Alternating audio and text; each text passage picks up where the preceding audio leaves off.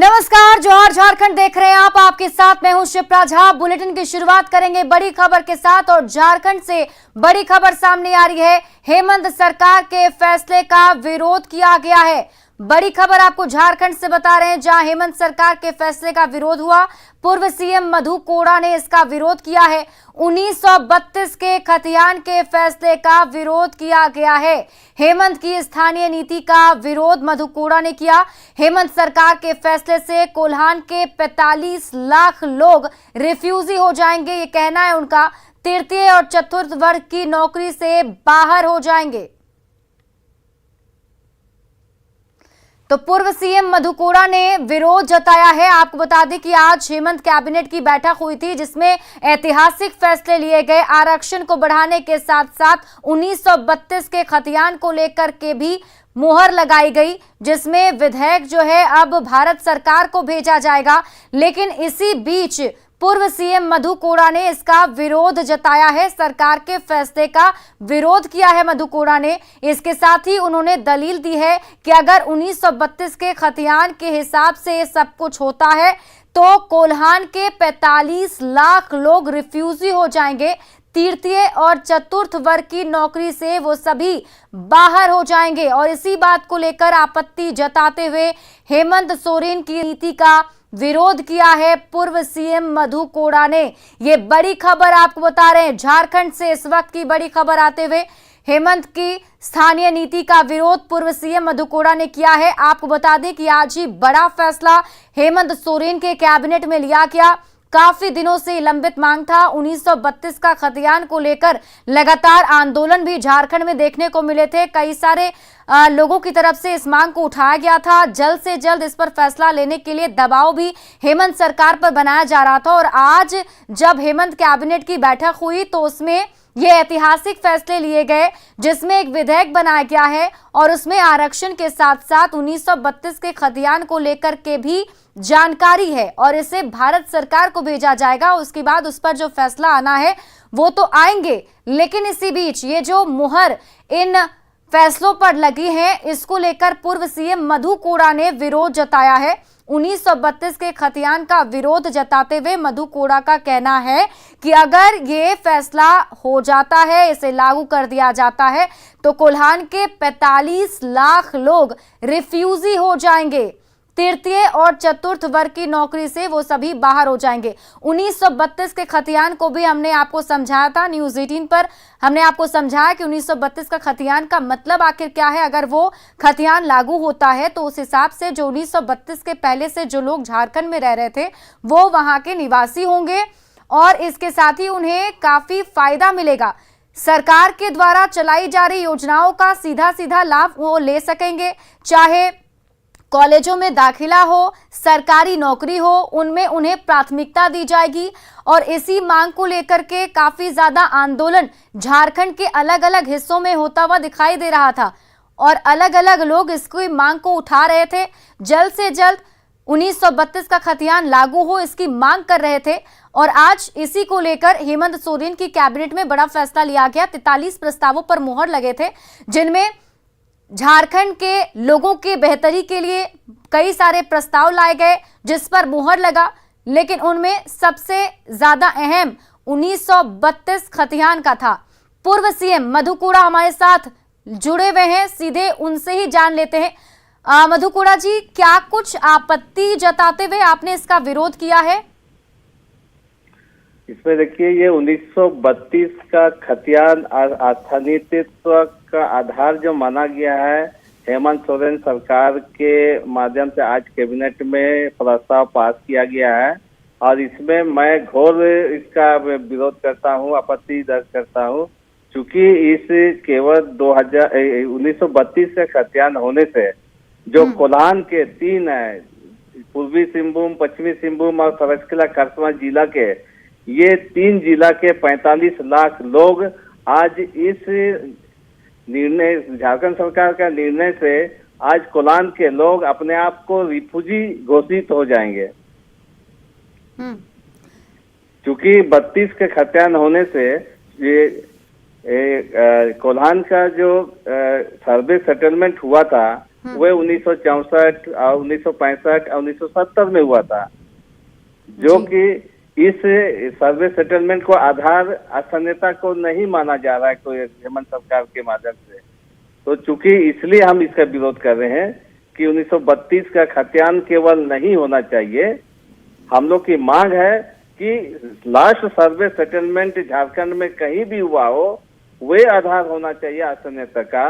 लेकिन हेमंत सरकार के द्वारा जो 32 का ही केवल खतियान को आधार माना गया है, ये कोलान वासियों के साथ घोर अन्याय है। लेकिन आज तो कैबिनेट की बैठक में ये फैसला ले लिया गया है, इस पर मुहर भी लगा दी गई है। जानकारी ये भी है कि भारत सरकार को ये विधेयक दिया भी जाएगा, तो आप लोग इसके विरोध में क्या करेंगे? अगला कदम आपका क्या होगा? पूरे कोल्हान में हम लोग इस निर्णय का विरोध में आंदोलन करेंगे और जन जागरण करेंगे कि जो हेमंत की सरकार ने जो लाया है 1932 के खतियान पर आधारित जो स्थानीय नीति बनाया जा रहा है, इससे वहां के जो कोल्हान के 45 लाख लोग आज 3rd ग्रेड, 4th ग्रेड और सरकारी सुविधाओं से वंचित हो जाएगा। अपने ही गांव में, अपने ही ये इसमें जमी पर आज वो रिफ्यूजी घोषित हो जाएंगे। ये हम समझते हैं बहुत ही आपत्तिजनक है। लेकिन कई जगहों से तो इसको लेकर मांग भी उठ रही थी। अगर आपने देखा होगा तो झारखंड के अलग अलग हिस्सों में कुछ लोग 1932 खतियान के साथ खड़े थे और इसको लेकर आंदोलन भी कर रहे थे। उन लोगों के लिए क्या कहना चाहेंगे आप? देखिए, हमें 1932 के खतियान का विरोध हम लोग नहीं कर रहे हैं इसलिए क्योंकि ये अन्य जिले में इसका फायदा होगा। लेकिन 1932 का खतियान केवल आधार बनने से हमारे जो कोल्हान में जो कोल्हान वासी हैं, कोल्हान के जो बासिंदा है, कोल्हान के सब जनता है, वे लोग वंचित हो जाएंगे। क्योंकि वहाँ का सर्वे सेटलमेंट 64, 65 और 70 में हुआ है और इसको कहीं पर भी ये आधार नहीं माना जा रहा है। इसलिए मैं विरोध कर रहा हूँ। अगर केवल 32 को ही खतियान माना या आधार माना जाएगा शासनता का, तो वहाँ के लोगों को अन्याय होगा, सरकारी नौकरी, सरकारी सुविधाओं से वंचित होना पड़ेगा। और यह इसका घोर विरोध हम लोग करते हैं। और हम लोग अगर सरकार निर्णय नहीं लेती है पुनर्विचार का, तो फिर हम लोग इसके लिए आंदोलन, सड़क पर भी उतरने के लिए हम लोग तैयार हैं। चलिए, बहुत बहुत शुक्रिया तमाम बातचीत हमारे साथ करने के लिए, हमारे साथ जुड़ने के लिए। बढ़ते आगे, हेमंत कैबिनेट ने पुरानी मांगों में से एक 1932 के खतियान पर आधारित स्थानीय नीति पर मुहर लगा दी। अब झारखंड के स्थानीय निवासियों का आधार 1932 का खतियान होगा, यानी साल 1932 या उससे पहले झारखंड में रहने वाले निवासियों के वंशजों को झारखंड का मूल निवासी माना जाएगा। और इसमें जेएमएम इसी मुद्दे को लेकर लंबे समय से सियासत करती आई है। हालांकि इस पर केंद्र सरकार की ओर से मुहर लगनी बाकी है।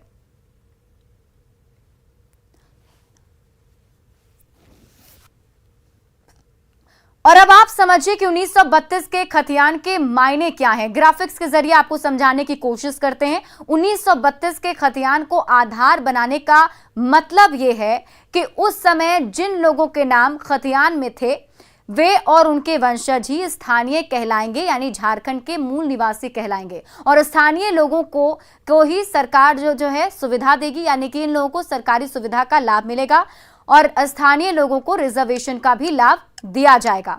हेमंत सोरेन के फैसले के पीछे आदिवासियों का वोट बैंक है। हमेशा से इसको लेकर सियासत करती आई है जेएमएम।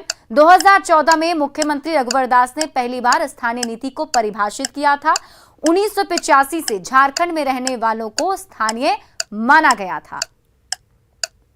बढ़ते आगे, हेमंत कैबिनेट ने झारखंड में रिजर्वेशन का दायरा अब बढ़ाकर 77% कर दिया है। ताजा फैसले के तहत एसटी वर्ग को 28%, ओबीसी कैटेगरी को 27%, एससी को 12% और ईडब्ल्यूएस कोटे को सरकारी नौकरी और सरकारी कॉलेजों में दाखिले में 10% का रिजर्वेशन मिलेगा। इसे क्रांतिकारी कदम माना जा रहा है। हालांकि इस फैसले को केंद्र सरकार और कोर्ट की परीक्षा से गुजरना पड़ सकता है। झारखंड में खतियान पर आधारित स्थानीय नीति बन गई तो इसके आधार पर जो निवासी स्थानीय माने जाएंगे, उन्हें सरकारी नौकरी में प्राथमिकता मिलेगी। सरकारी कॉलेजों में दाखिले में भी फायदा होगा। यानी स्थानीय नीति का क्या फायदा है, ये आप समझने की कोशिश कीजिए। सरकारी कॉलेज में दाखिले में उन लोगों को रिजर्वेशन दिया जाएगा। यही नहीं, स्थानीय निवासियों के लिए रोजगार से लेकर शिक्षा के अवसर भी बढ़ेंगे, उन्हें ज्यादा मौका दिया जाएगा। और हेमंत कैबिनेट ने 1932 के खतियान पर आधारित स्थानीय नीति पर मुहर तो लगा दी, पर इस स्थानीय नीति की वजह से 1932 के बाद झारखंड में बसे परिवारों के वंशजों को बाहरी माना जाएगा। इसलिए उनके लिए सरकारी नौकरी से लेकर सरकारी स्कूल और कॉलेजों में दाखिले के अवसर घट जाएंगे। यही वजह है कि जब 1932 के खतियान की आवाज उठती है, तब तब इसके खिलाफ दूसरा गुट भी हंगामा मचाने लगता है। पर अब जबकि हेमंत कैबिनेट ने इस पर मोहर लगा दी है, झारखंड की सियासत में एक बार फिर से घमासान मचने की उम्मीद है। झारखंड में रिजर्वेशन का दायरा बढ़कर 77% हो गया। झारखंड सरकार की कैबिनेट सेक्रेटरी वंदना डाडेल ने बताया कि अब एससी 12%, एसटी को 28%, ओबीसी को 27% और ईडब्ल्यूएस को 10% रिजर्वेशन मिलेगा। यही नहीं, 1932 के खतियान को स्थानीयता का आधार बनाने पर भी मुहर लग गई। पूर्वज का नाम 1932 तथा उसके पूर्व के सर्वे खतियान में दर्ज है, उसके आधार पर स्थानीयता की परिभाषा रखी गई है। कुल प्रतिशत 77% हो जाएगा, जिसमें अनुसूचित जाति को 12%, अनुसूचित जनजाति को 28%, अत्यंत पिछड़ा वर्ग 15%, पिछड़ा वर्ग अनुसूची 2 12%, यानी कि पिछड़ा वर्ग को कुल 27%, और आर्थिक रूप से कमजोर नागरिकों का वर्ग 10% का प्रस्ताव था, जिसकी स्वीकृति कैबिनेट द्वारा प्रदान की गई। हिंदी दिवस के मौके पर न्यूज 18 ने हिंदी के सम्राट कॉन्टेस्ट का आयोजन किया था। इस कॉन्टेस्ट के विजेता कौन कौन रहे, वो देखिए।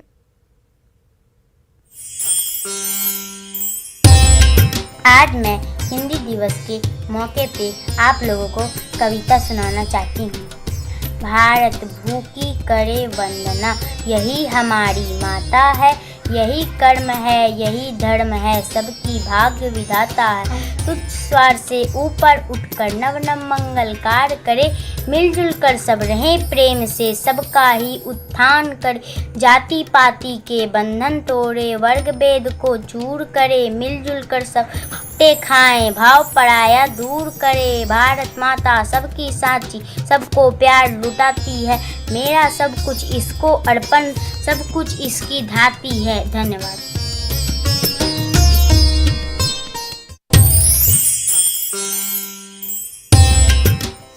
नमस्कार, आप सभी को विश्व हिंदी दिवस की हार्दिक शुभकामनाएं। इस पावन अवसर पर कविता की कुछ पंक्तियां समर्पित करना चाहती हूँ। जलाओ दिए पर रहे ध्यान तेना, अंधेरा धरा पर कहीं रह न जाए। धन्यवाद।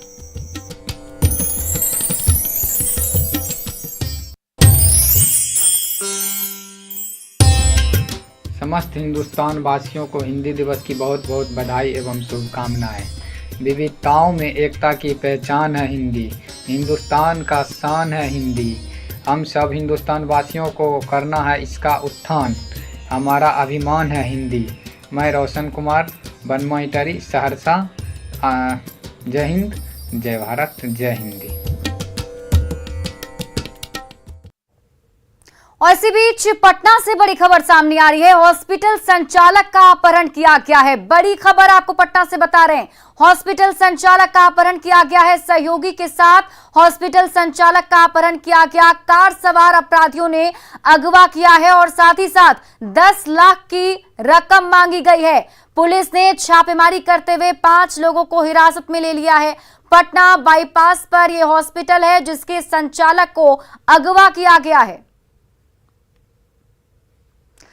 तो बड़ी खबर आपको पटना से बता रहे हैं, जहां पर देखिए एक के बाद एक आपराधिक वारदात सामने आती हुई, जिसमें ये बड़ी घटना सामने आ रही है। बताया जा रहा है हॉस्पिटल संचालक का अपहरण किया गया है। हॉस्पिटल संचालक अपने सहयोगी के साथ थे जिस वक्त अपहरण किया गया। हॉस्पिटल संचालक और उसके सहयोगी दोनों का ही अपहरण कर लिया गया है। बताया जा रहा है कि कार सवार अपराधी थे जिन्होंने अगवा किया है। 10 लाख रुपए की रकम मांगी गई है, यानी कि 10 लाख रुपए अगर दिए तो हॉस्पिटल संचालक को छोड़ दिया जाएगा। फिलहाल पुलिस ने त्वरित कार्रवाई करते हुए 5 लोगों को हिरासत में लिया है जिनसे पूछताछ की जा रही है। पटना के बाईपास पर यह हॉस्पिटल है जिसके संचालक जो है उन्हें अगवा कर लिया गया है।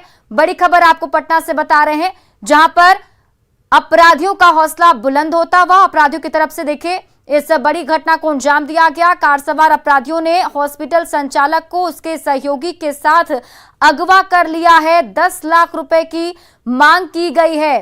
संजय हमारे सहयोगी अधिक जानकारी के साथ जुड़े हुए हैं। संजय, क्या है पूरी खबर? देखिए, कंकड़बाग का इलाका है, पटना का ये पॉश इलाका माना जाता है, जहां से 2 लोगों के अपहरण की बात सामने आई है। पटना पुलिस प्रशासन के अधिकारियों से मेरी बात हुई है। मेडिविजन हॉस्पिटल है जिसके प्रबंधक रवि रंजन और उनका एक स्टाफ है सुभाष, इन दोनों की किडनैपिंग की बात सामने आई है और पुष्टि की है पुलिस ने। यह हॉस्पिटल जो है 90 फीट इलाके में है।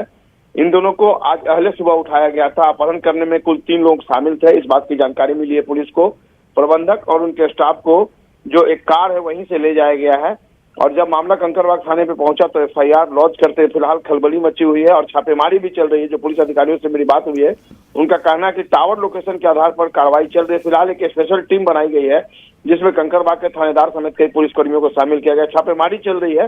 कार में कुल 5 लोग सवार थे, इस बात की जानकारी मिली है और टावर लोकेशन के आधार पर पुलिस ताबड़तोड़ छापेमारी करी। एक बड़ी घटना राजधानी पटना में और देखना होगा कब तक सकुशल बरामदगी होती है इन दोनों की। जी बिल्कुल संजय, लेकिन क्या माना जाए, लगातार आप देखेंगे तो खासतौर पर आप क्राइम बीट को देखते हैं, उसमें देखिए अचानक से काफी ज्यादा बढ़ोतरी हुई है।